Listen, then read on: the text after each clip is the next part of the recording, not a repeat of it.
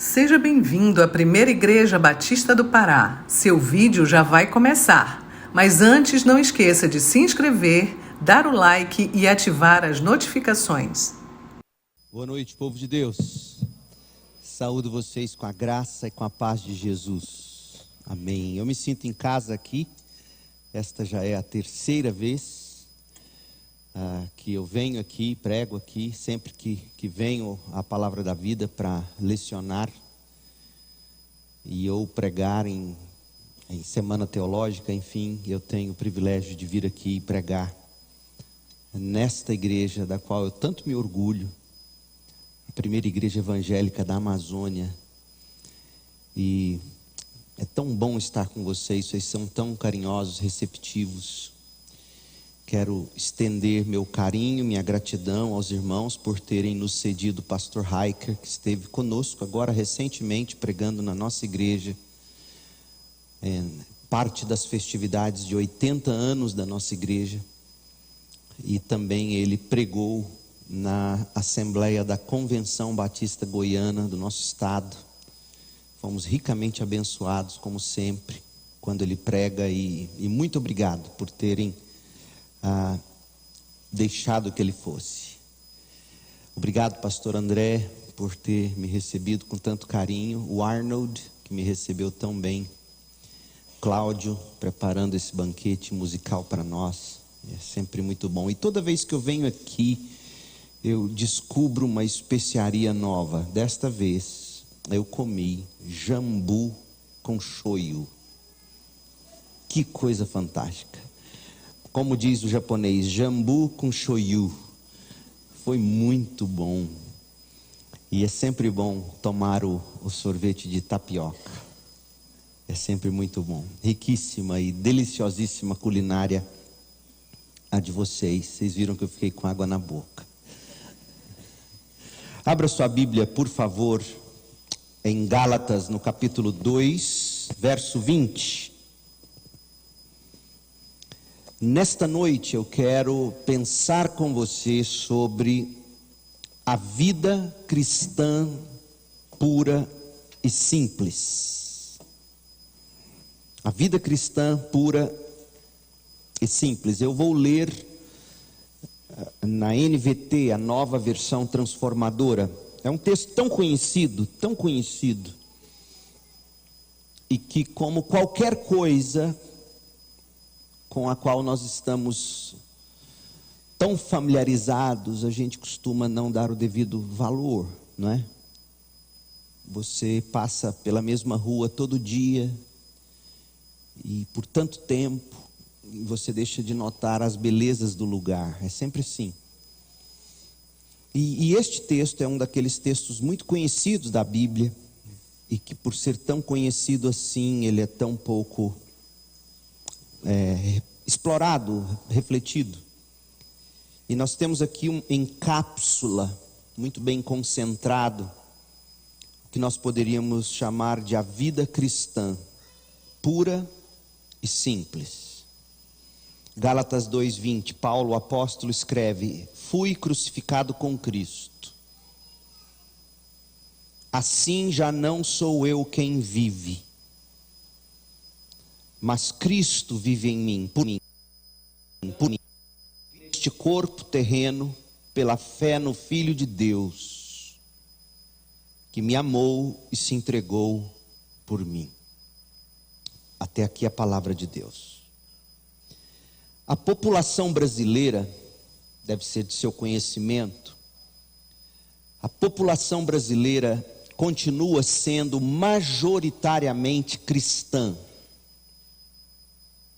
com estimativas indicando que aproximadamente 80% da população se identifica com o cristianismo. O crescimento dos evangélicos no Brasil é notável, especialmente ao analisarmos os dados dos censos, os 3 últimos censos, o de 2000, 2010 e 2022. Lembrando que 2020, ano da pandemia, não se fez a pesquisa, mas fizeram em 2022. Esses 3 censos mostram o crescimento espantoso dos evangélicos no Brasil. Em 2000, cerca de 26,2 milhões de brasileiros se declaravam evangélicos. Isso representava, em 2000, a virada do século, isso representava 15,4% da população brasileira. 10 anos depois, 2010, o número de evangélicos subiu para 42,3 milhões, o que correspondia a 22,2% da população. E ouça, um aumento expressivo de 61,5% em uma década. Explosivo.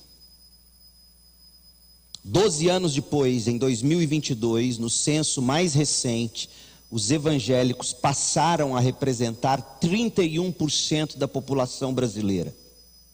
31%. 1/3 do brasileiro se declara evangélico. Isso é aproximadamente 66 milhões de pessoas. Representa um acréscimo de 23,7 milhões de evangélicos, com um crescimento de quase 50% nos últimos 12 anos. Em contrapartida, a população católica sofreu um declínio significativo. Em 2000, os católicos representavam 74%, 73,9% da população. Esse número caiu para 64,6% em 2010 e, finalmente, em 2022, o censo apontou que 50% dos brasileiros se declaram católicos apostólicos romanos. 50% apenas. Veja bem, isso significa uma perda de 24 milhões de fiéis ao longo de 22 anos, desde 2000. Ou seja, quase 1 milhão de católicos romanos a menos por ano no país, declarado um dos mais católicos do mundo. Sabe o que isso significa? Isso significa que, se essa tendência se mantiver, o que se projeta por volta de 2032, o número de evangélicos no Brasil poderá ser igual ou até ultrapassar o de católicos apostólicos romanos. Quem imaginaria uma coisa dessas? William Bagby, Zacarias Taylor, jamais imaginariam uma coisa dessa? Conquanto tenham lutado para que isso acontecesse. Agora, esses dados revelam uma transformação brasileiro, com os evangélicos crescendo rapidamente enquanto os católicos diminuem. E realmente os dados do IBGE indicam que o Brasil é um país majoritariamente cristão, com uma forte expansão da população evangélica nas últimas 2 décadas. No entanto, sinceramente, eu não sei se esta é para nós uma boa notícia. Como assim, pastor? Como não? Em breve, ao que tudo indica, o número de evangélicos no Brasil será superior ao de católicos romanos. Isso é um pouco preocupante, porque, a julgar pelo cenário, eu penso que está um pouco longe ainda de ser boa notícia. É importante refletir o seguinte: será que, biblicamente falando, nós somos verdadeiramente cristãos? Será que, quando atingirmos o número de 50% de evangélicos no Brasil, nós poderemos dizer que 50% dos crentes neste país são verdadeiramente cristãos? A razão para minha indagação é simples. É perigoso o crescimento numérico sem a devida compreensão do verdadeiro evangelho, gente. E sem, consequentemente, já que não há o conhecimento do verdadeiro evangelho, consequentemente não haverá regeneração da pessoa que professa fé. Crescer de forma errada é caminhar em direção ao caos. E expandir sem consistência bíblica é, como bem descrito, semear ervas daninhas. Deixa eu te mostrar apenas um texto bíblico que comprova a minha preocupação. Abra na primeira carta aos Coríntios, no capítulo 15, versos 1 e 2. 1 Coríntios 15, 1 e 2.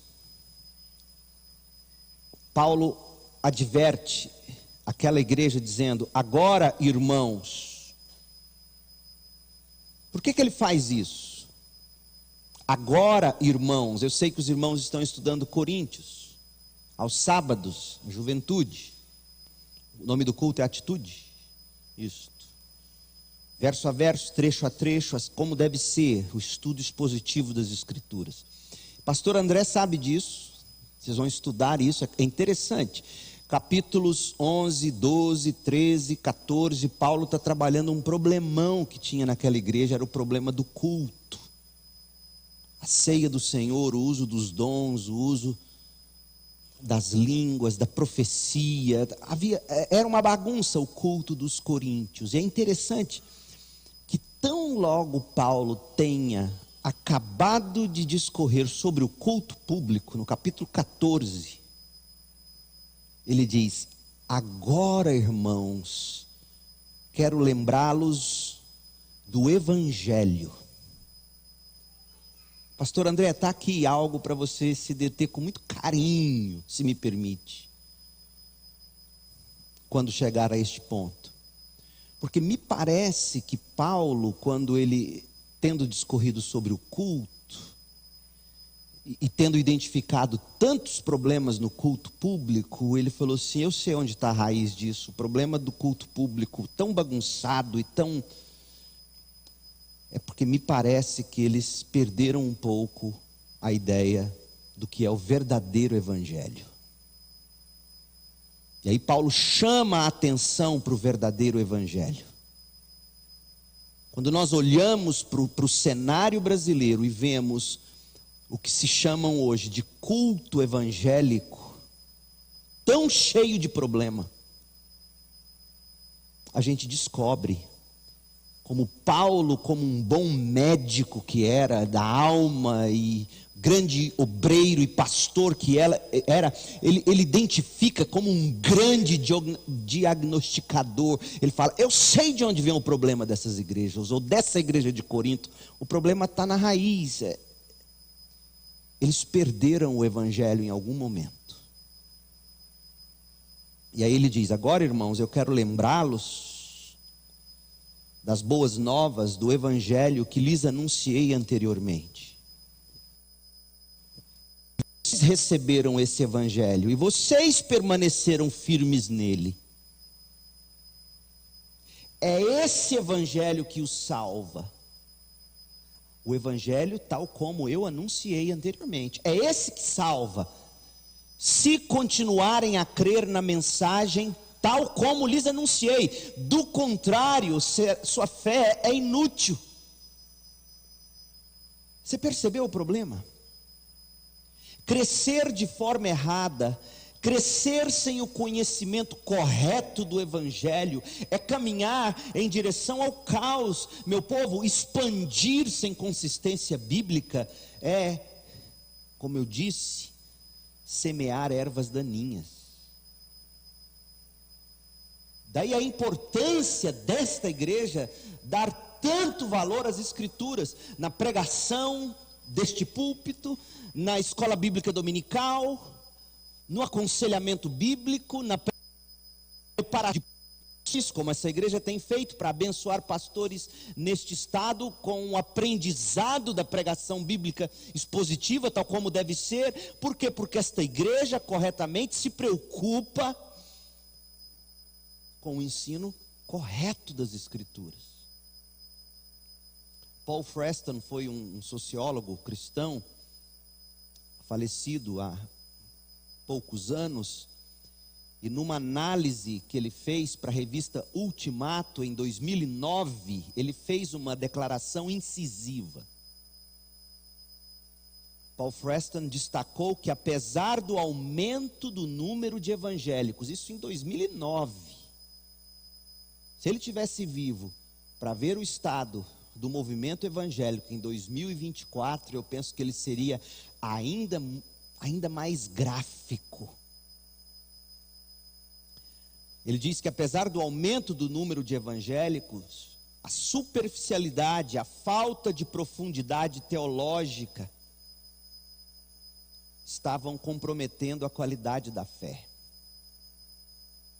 E Paul Freston então questionou se essa expansão que ele já tinha vivido 9 anos para ver desde o censo de 2000, estava chegando o resultado do censo de 2010, ele questionou se essa expansão realmente refletia, veja, em 2009, um cristianismo bíblico, ou se tratava apenas de números desprovidos de consistência espiritual. E ouça o que ele escreveu em 2009, abre aspas: a religião evangélica está se tornando uma religião de massas no Brasil. O que sempre acontece com as religiões de massa é que elas passam a se parecer cada vez mais com a sociedade. E em vez de transformar a sociedade, essa religião é transformada pela sociedade.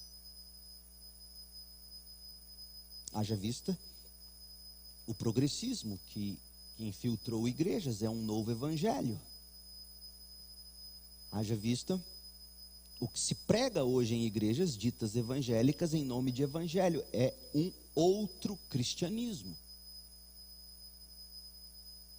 E ao apresentar, entre aspas, a receita do sucesso para os evangélicos brasileiros nesta revista de 2009, o sociólogo Paul Freston, como eu disse, cristão, ele destacou os principais problemas que nós, cristãos evangélicos, enfrentamos. Primeiro, ele disse: nós perdemos a espiritualidade cristã clássica e aderimos ao pragmatismo. Se funciona, é de Deus, é bom, bora lá. Meu povo, você chega em igreja batista hoje, você encontra gente bem intencionada, mas, por exemplo, se orgulhando, igrejas, pastores, de dizer que eles não têm oficiais na igreja. Não, nós não temos diáconos nessa igreja.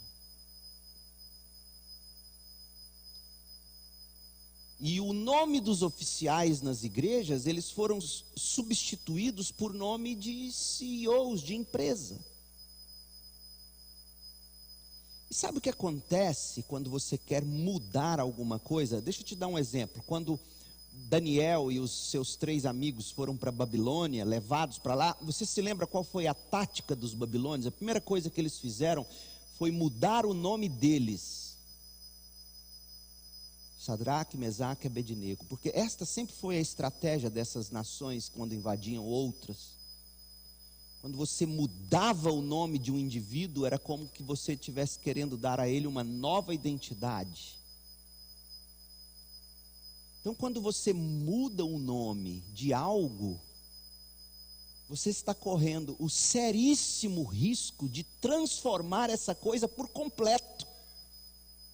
E aí o que se vê nas igrejas hoje não são mais os oficiais, não é mais pastor ou presbítero, não é mais diácono,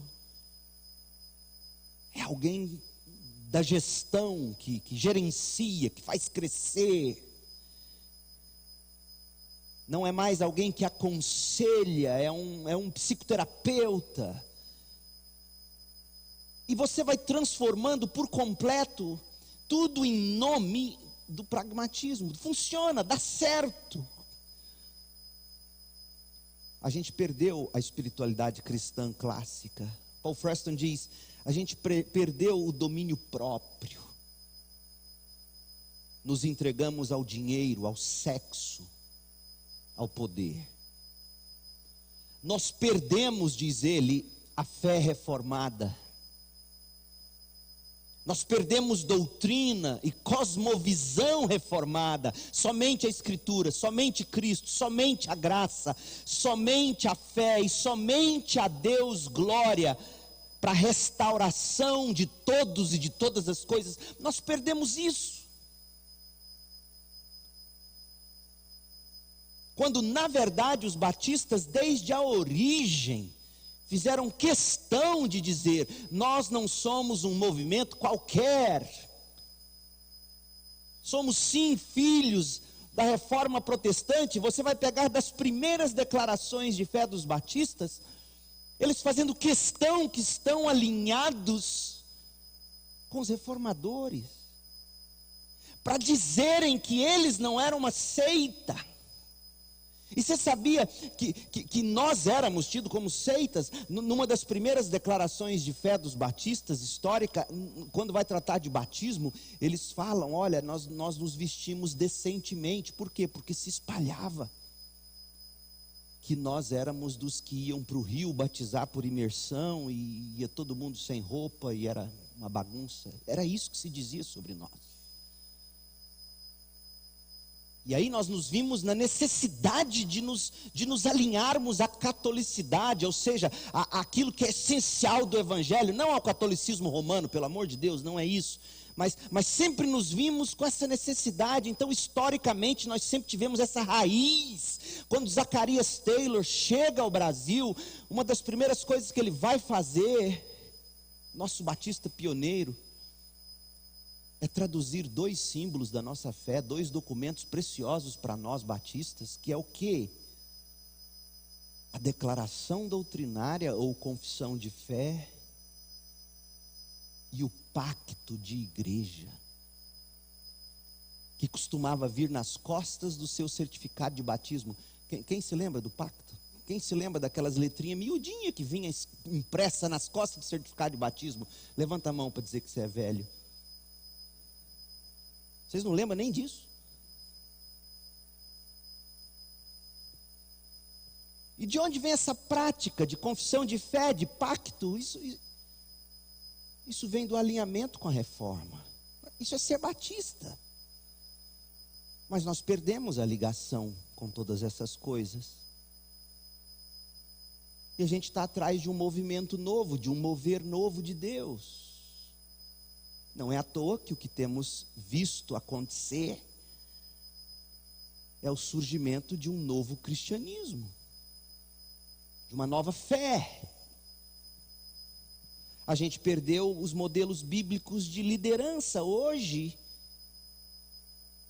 pastor foi substituído por ídolos, influenciadores. Nós perdemos a teologia dos dons para a edificação da igreja, o serviço. Ou seja, será mesmo que essa massa que se diz evangélica é evangélica?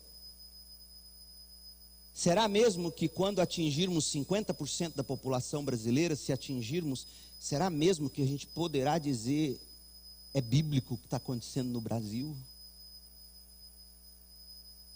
Essa semana mesmo eu recebi sabe aqueles prints de postagens, eu recebi no meu WhatsApp, eu vou ler para vocês.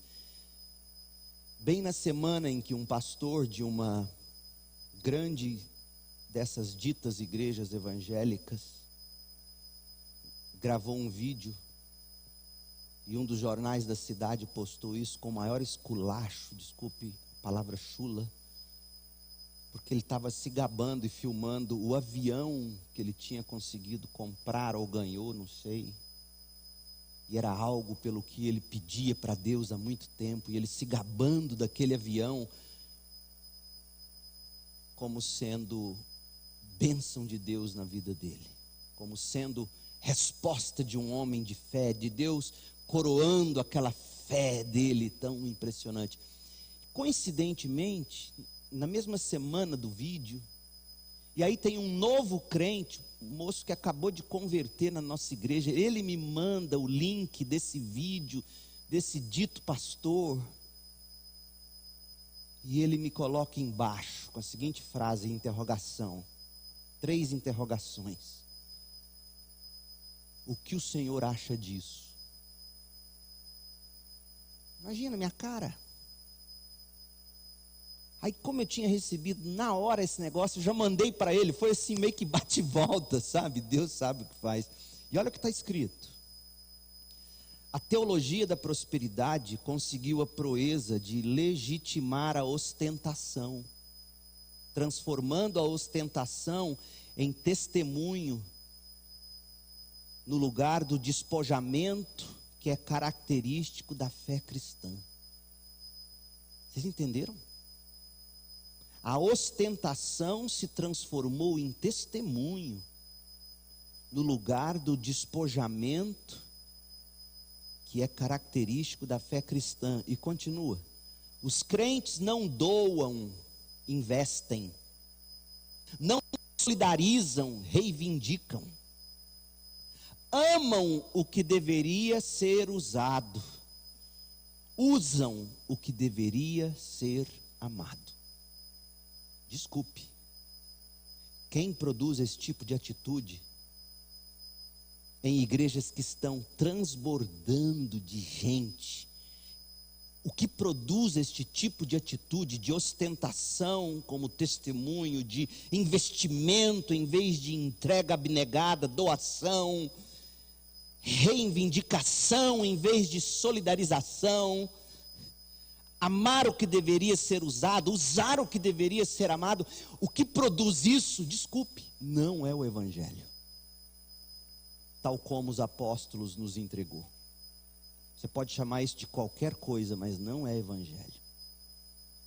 Por isso, me preocupa muito as estatísticas do IBGE. O cenário é preocupante e requer medidas poderosas. Você sabe dizer, você sabe julgar pelo entorno. A qualidade moral do nosso país mudou em nada.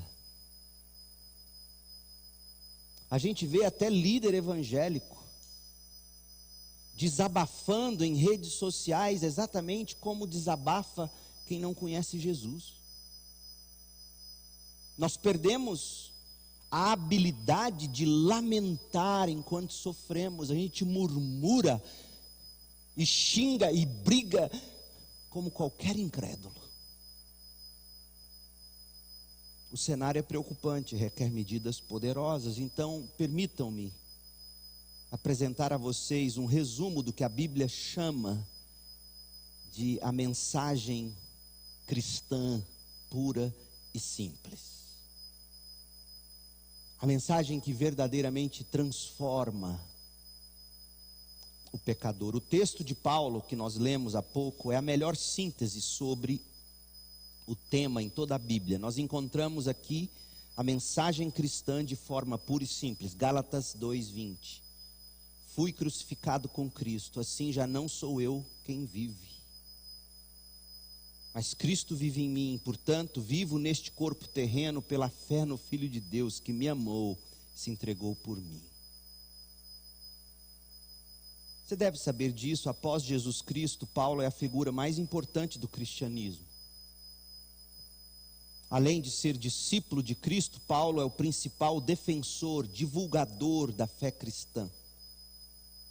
Imagine o Ocidente sem as cartas de Paulo. Imagine o Ocidente sem Romanos,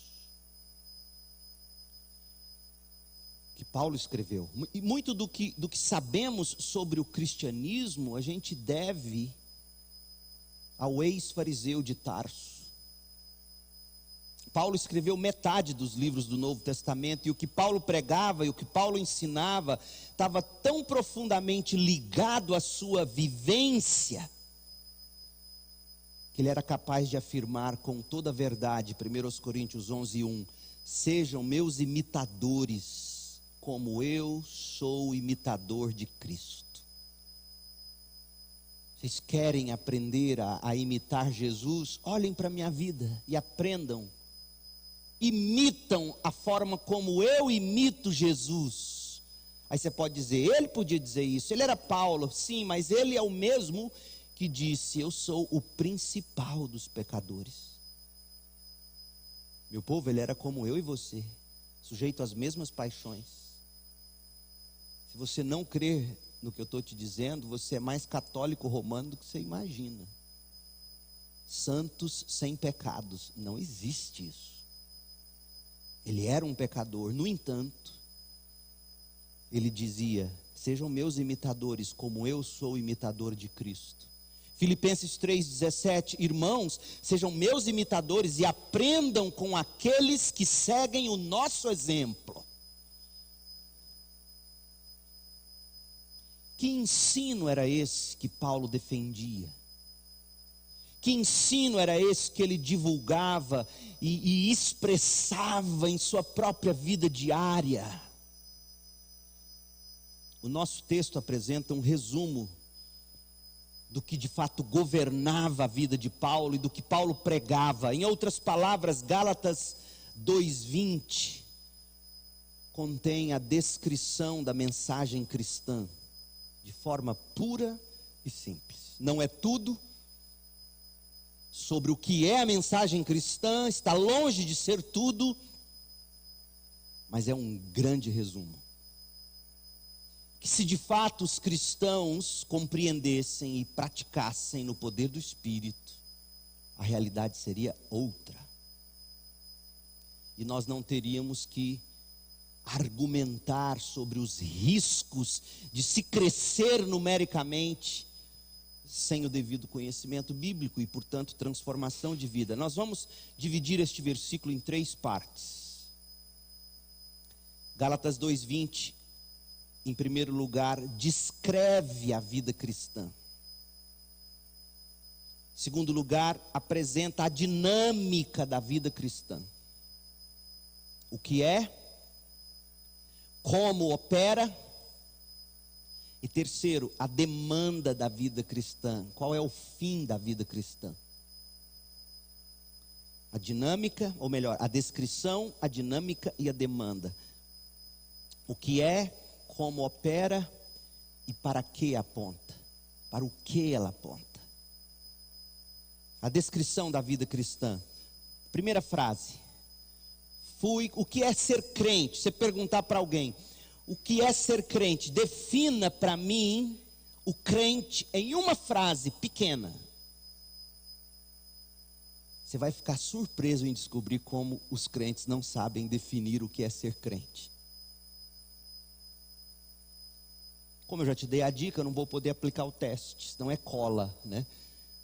Eu já disse que a primeira frase vai descrever o que é. E olha como é que você tem que descrever. Amanhã, quando você levar um colega descrente para almoçar, for falar de Jesus, fala, olha, e ele começar a perguntar, o que é ser crente? O que você vai dizer?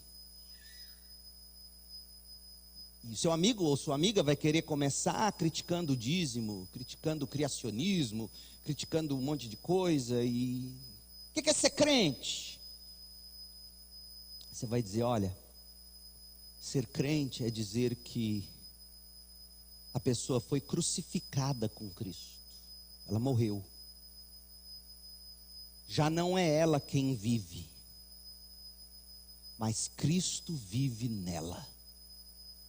Você vai ver olhos desse tamanho, se não houver ali na mesa uma indigestão. Isso é ser crente? É. Fui crucificado com Cristo, assim já não sou eu quem vive, mas Cristo vive em mim. Sublinhe essa frase, escreva pequenininho aí. Descrição da vida cristã. O que é a vida cristã? Ele descreve a vida cristã em 2 dimensões, morte e vida. Fala-se hoje tanto em gênero, em raças, mas na Bíblia só há de fato 2 raças.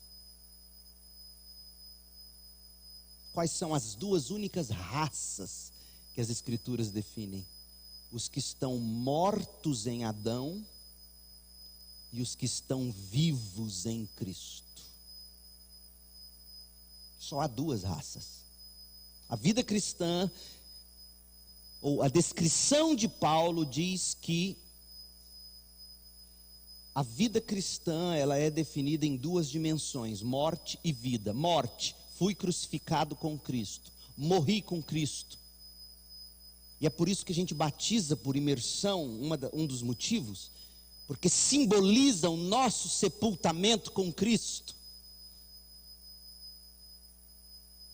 E a outra dimensão é vida. Cristo vive em mim. O que é que isso significa? O que significa ser crucificado com Cristo? A resposta é clara: é morrer com Cristo. Tomar a sua cruz nada mais é do que morrer. Morrer para os apelos do seu coração. Morrer para o pecado, morrer para si mesmo. Paulo vai dizer adiante: vivo não mais eu. É isto que significa morrer. Você morre, digamos, para a condenação da lei. A lei não te condena.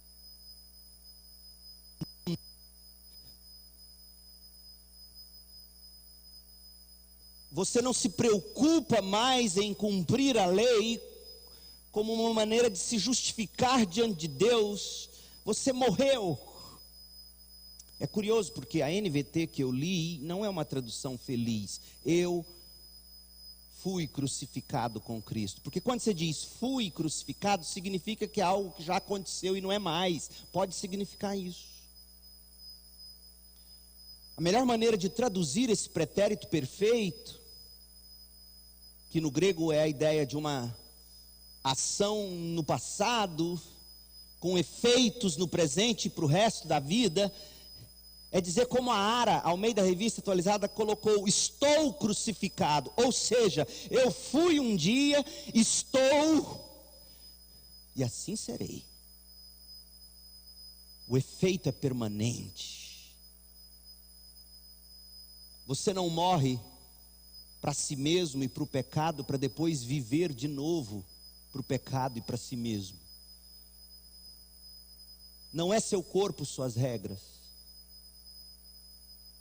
é as regras daquele que agora vive em você e não é mais você. A voz passiva, ou seja, o sujeito recebe a ação. O cristão foi crucificado por Cristo e em Cristo. E o modo é indicativo, dizendo que é uma ação, um fato ocorrido, ao contrário do imperativo, que dá uma ordem, aponta uma possibilidade que você pode declinar. Não, estou crucificado com Cristo. Não há opção. E ao usar o verbo crucificar no pretérito perfeito, na voz passiva, no modo indicativo, Paulo nos informa que a obra de Cristo na cruz nos foi imputada, nos foi atribuída, ou seja, foi algo realizado por outra pessoa em nosso favor, não dependeu de nós, nem de qualquer ação inicial nossa, é um dom de Deus com consequências permanentes, é graça. Atos 5, verso 30 e 31. Eu vou ler na NVI. O Deus dos nossos antepassados ressuscitou Jesus, a quem os senhores mataram, suspendendo-o num madeiro. Deus o exaltou, colocando-o à sua direita como príncipe e salvador. Para quê? Para conceder a Israel arrependimento e perdão de pecados. A obra de Cristo na cruz não apenas oferece para você uma possibilidade, que você pode negar ou não. Estava ouvindo o hino que a gente cantou, não sei se vocês prestaram atenção. Dá para projetar a letra do último hino, Cristo me amou? Rapidinho, será que a gente consegue? Ou seja, a morte de Cristo na cruz não é apenas um fato que está posto para você aceitar ou rejeitar. Para as ovelhas de Cristo, a morte de Cristo na cruz é também a concessão da graça de crer e de se arrepender. Está muito claro isso em Atos 5:31. Eu não vou conseguir. Cristo me amou. O que mais? Foi seu querer. Querer de quem? Em última instância. Ei, Batistão, você não presta atenção nisso, né? Depois fica falando que essas coisas é coisa de presbiteriano. Qual foi o querer definitivo na sua salvação? Qual foi o querer decisivo de Cristo? Ele te quis, e Ele não abriu mão de você, e Ele te atraiu, e te deu arrependimento, e te deu fé, e você creu, e você diz, aí sim, glória a Deus, porque a morte de Jesus não foi apenas uma possibilidade que Deus te apresentou, crente.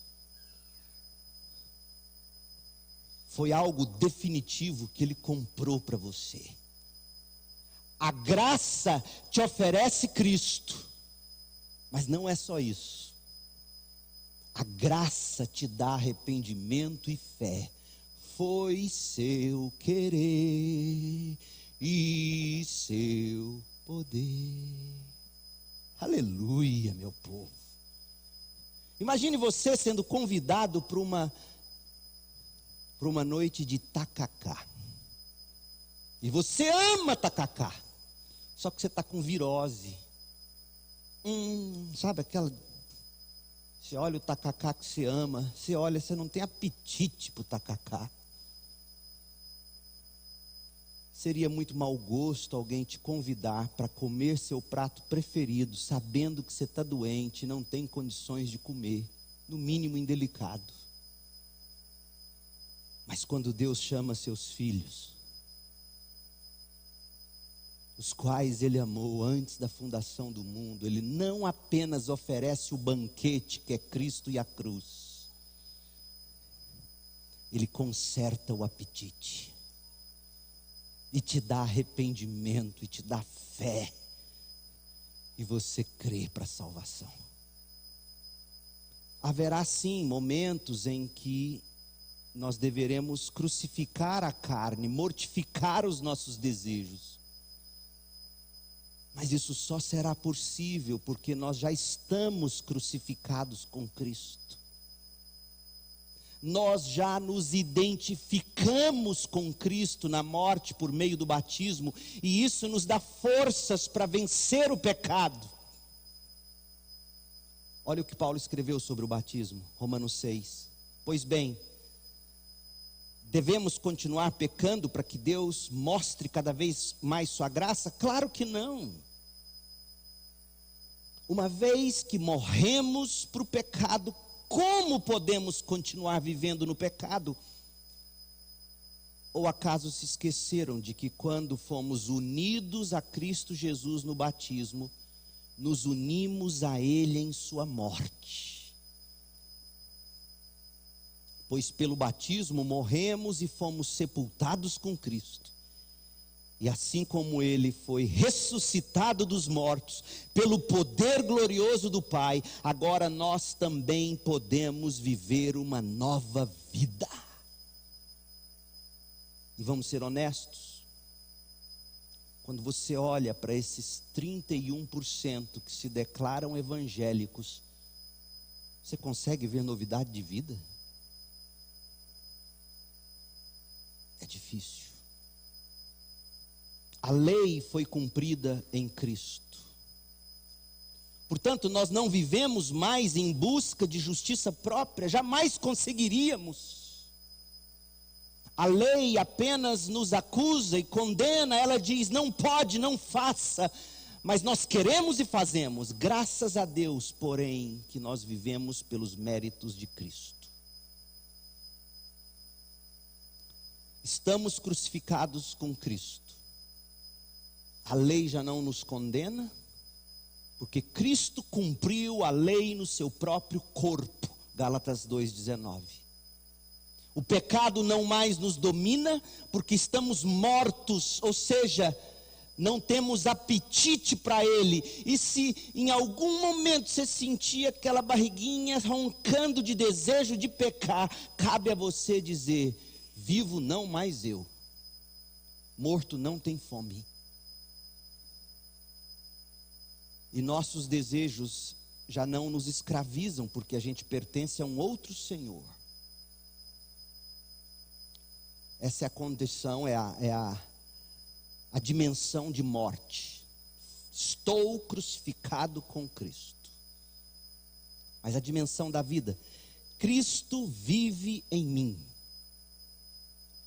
De que modo Cristo vive em nós? Cristo vive em nós por meio do seu Espírito. João 1,14, de 15 a 17. E o Espírito em nós nos capacita a viver em novidade de vida. Romanos 8, de 9 a 11. Mas olha o que diz Romanos 7, de 4 a 6. Preste atenção. Assim, meus irmãos, vocês morreram para o poder da lei quando morreram com Cristo. E agora estão unidos com aquele que foi ressuscitado dos mortos. Como resultado, podemos produzir uma colheita de boas obras para Deus. Quando éramos controlados pela natureza humana, desejos pecaminosos atuavam dentro de nós, e a lei despertava esses desejos maus, que produziam uma colheita de obras pecaminosas, cujo resultado era a morte. Agora, porém, fomos libertados da lei, pois morremos para ela. Ela não nos condena. E já não estamos presos ao seu poder. Podemos servir a Deus, não da maneira antiga, obedecendo à letra da lei, mas de maneira nova, vivendo no Espírito, vivendo, buscando cumprir a lei pelo poder do Espírito. E quando não conseguimos, a gente diz: Cristo cumpriu-a cabalmente em meu lugar, porque ele não veio para abolir a lei, mas para cumpri-la. Então Cristo em nós produzirá em nós novos apetites, não mais os apetites da natureza humana, porque eu, como homem natural, morri. Você também, se está em Cristo. Os apetites que serão produzidos em nós agora são novos, são os de Cristo em nós. Essa, portanto, é a vida cristã, a descrição da vida cristã pura e simples. Estou crucificado com Cristo. Já não sou eu quem vive, mas Cristo vive em mim. Como é que essa vida se opera na prática? Como que o cristão vive na prática? É curioso, eu li uma matéria em 2012 na revista Época, quem se lembra disso? E a matéria dizia, eu me lembro que em 2012 eu estava prestes a fazer 40 anos. E a matéria dizia que a vida começa de verdade aos 40.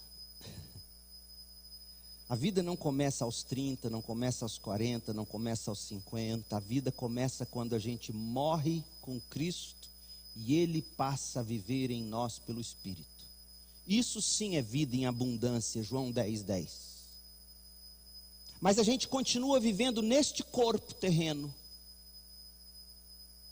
E aí Paulo diz como é que você e eu devemos viver neste corpo terreno, a dinâmica da vida cristã, como ela deve ser operada.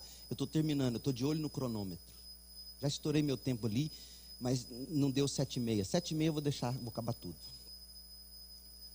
Eu não sei se eu volto.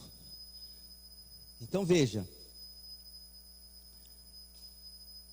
a vida que eu agora vivo no corpo, como é que eu devo vivê-la? Eu vivo-a pela fé no Filho de Deus. Como que é isso? Veja, como você morreu para o velho homem, você não ouve mais as promessas que o pecado te faz. Você não dá ouvido para elas. Porque todos nós vivemos de promessa. Mais um gole, mais uma cheirada, mais um prato de comida. Mais um. O pecado te promete prazer. Mas se você morreu com Cristo, você diz não. Cristo vive em mim. E essa vida que eu agora vivo no corpo, Leandro, a gente não vive mais com fé nas promessas do pecado. A gente vive com fé no Filho de Deus. As promessas da palavra de Deus. Isto é viver no Espírito. Viver no Espírito é viver crendo nas promessas de Deus, na palavra de Deus e buscando praticá-la pelo poder de Deus. Isto é viver, a vida cristã é vivida na dinâmica da fé. É a fé na graça de Deus que glorifica a Deus e empodera você para você viver a vida cristã. Por isso que o crente tem que conhecer as Escrituras, memorizá-las, meditar nelas. Estou crucificado com Cristo, agora vivo não mais eu não dou ouvido para os meus desejos, para minhas vontades, não é meu corpo, minhas regras, não é o que eu sinto e desejo, não é o que a cultura me diz, não é o que o diabo sopra no meu ouvido, não, Cristo vive em mim, tá, na prática. O que significa na prática Cristo vive em mim? A vida que eu agora vivo no corpo, eu vivo pela fé no Filho de Deus, crendo nas promessas dele, deixando a palavra dele moldar meu pensamento, meu sentimento, meu imaginário, deixando a palavra de Deus dizer o que é e o que não é. Como eu não devo me sentir. A dinâmica da vida cristã é fé. Gratos, sim, pelo que a obra de Jesus comprou para nós, o que a ressurreição de Jesus garantiu para nós. Gratos, sim, sempre, para sempre, mas movidos por fé. E por último, a demanda. Qual é o fim da vida cristã?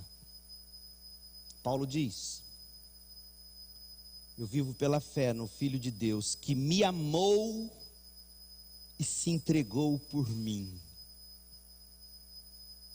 Paulo está dizendo que o resultado final da vida cristã é louvor. Qual é o seu sentimento quando alguém despeja tanto amor sobre a sua vida? O que você sente no momento em que você fala: poxa, fulano me amou tanto fazendo aquilo por mim? Não é um sentimento de uau, obrigado. Não é um sentimento de gratidão misturado com algum louvor à pessoa que te amou tanto e expressou tanto isso por você, fazendo o que fez por você. Não é assim. Então quando Paulo diz: olha, eu vivo pela fé no Filho de Deus que me amou e se entregou por mim. E aí você lembra do que ele escreveu em Efésios 1:5? Ele diz que o Senhor nos predestinou para si, para nos adotar como filhos por meio de Jesus Cristo, conforme o bom propósito da sua vontade. Deus assim o fez para o louvor da sua gloriosa graça. Não sei porque de Deus o amor a mim se revelou. Esse é um dos hinos mais complicados para mim, porque eu sei porque que o amor de Deus a mim se revelou. Para o louvor da gloriosa graça de Deus. Então quando eu descubro que o Filho de Deus me amou e se entregou por mim, o que a Bíblia está dizendo é: louve-o por isso, regozije-se nisso, cante, seja alegre, feliz. Esse é o fim da vida cristã. O amor de Deus. Agora, a identidade de quem ama. O Filho de Deus te ama. A atividade desse amor se entregou por mim. O perfil de quem é amado, eu, o principal pecador. Isso amplifica o amor. A identidade de quem me amou, a atividade de se entregar por mim e levando em conta quem eu sou, amplifica o amor. O que é a vida cristã? E amanhã você vai ter que dizer isso, eu encerro. A vida cristã é descrição: estou crucificado com Cristo. Eu não sigo mais meus desejos, e quando eles afloram, eu os calo, eu os mortifico. Eu esmurro meu corpo, como Paulo vai dizer aos Coríntios. Cristo vive em mim. Essa é a vida cristã. Como é que eu opero ela? Eu vivo essa vida no corpo, pela fé no Filho de Deus, crendo nas palavras dele, memorizando, amando essa Bíblia, estudando, devorando. Com qual objetivo? Perceber cada vez mais que ele me amou e se entregou por mim, e cada vez mais eu louvar a sua gloriosa graça. Gente, esse evangelho, Gálatas 2:20, implodiria o Brasil. E minha oração é que esta seja a sua fé. Oremos. Pai querido, em nome de Jesus, em nome de Jesus, que o Senhor mesmo opere aqui, agora, hoje, a vida cristã pura e simples. Dá-nos a consciência de que em Cristo estamos crucificados. Vivemos não mais nós mesmos, mas Cristo vive em nós. Isso é ser cristão. Não mais as nossas vontades, mas a tua vontade.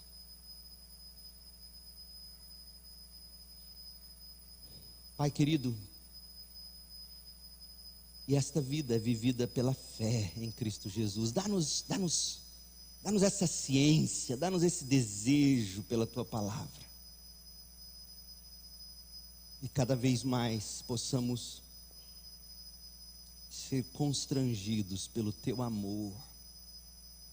O Senhor que nos amou e se entregou por nós. Ó Deus, é curioso que aqui Paulo não fala no plural, ele fala no singular, escrevendo para uma igreja. Paulo poderia ter dito: Cristo nos amou e se entregou por nós, mas ele torna a salvação pessoal.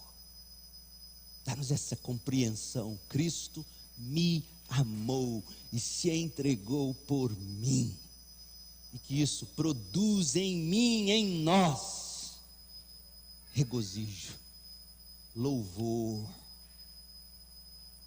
Ó Deus, opere isso e muito mais, em nome de Jesus, amém. Deus abençoe meu povo, amo vocês, paz.